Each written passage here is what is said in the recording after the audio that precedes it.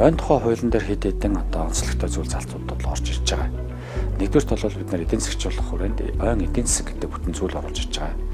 Био эдийн засаг буюу бид нар модноос ямарваа нэг хаягдал үүсдэггүй байх. Өөрөөр хэлбэл нэм өртөг шингээсэн бүтээгдэхүүнийг үйлдвэрлэхтэй холбоотой, боловсролтой холбоотой харилцааг бид нар хөндөж байгаа. Жишээлх юм бол одоо бидний ярьж байгаа одоо ойн нүүрсдэгчийн зах зээлийг олон улсын болон дотоодын зах зээлийг бий болгож өгч чадах юм бол жилд 30-аас 50 сая долларын орлого эдийн засагт орох бүрэн боломжтой байна гэдэг зүйлийг ярьж байгаа юм. Одоогоор Монгол улсын хувьд бол жилд 100-аас 200 сая доллар бол самрын бизнесээр бол олж эргэлдэж байдаг. Энийг бол бид одоо 3-аас 5 дахин бол өсөх боломжтой байна. Манай одоо энэ салбарт бол 4-5 хуулийн хоорондоо зөрчилдсөн, хуулиас давсан журам хэрэгжсэн.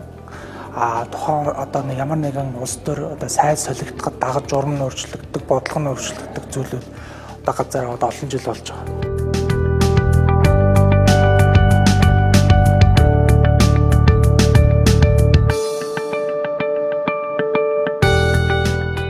Бид нар самраа менежмент буруугаас улбаатай ойгоо модоо бид нар маш хэмжээгээр хэмтэж байгаа. Үүнтэй холбоотой харилцааг бид нар зайлшгүй шийдвэрлэх шаардлагатай гэж үзэж байгаа. Хамгийн гол нь бидний маргаан дагуулдаг юм самрын нөгөө нэг гац гэж байдаг.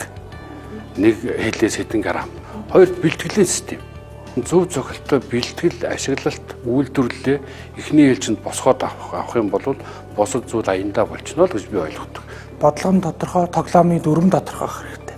Энийн тодорхой болгоод өгөх юм бол дагаад одоо нөгөө ногоо эдийн засаг гэдэг ч юм, өөрөө ашиг гэдэг ч юм уу одоо юу гэдэг бүх зүйлүүд нь дагаад доктортой ойлгомжтой болоод ирнэ гэж харж байгаа.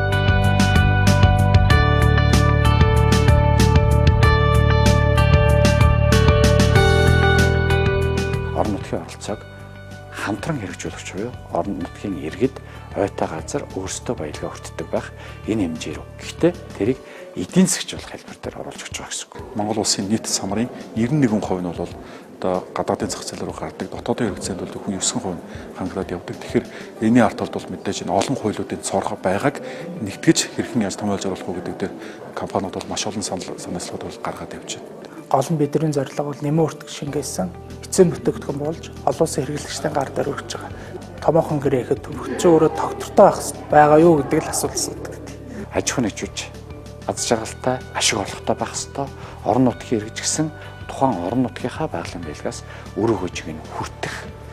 Эргээд хамгааллын зарчмыг орон нутгийн иргэд хамгийн сайн хийдэг байх. Энэ систем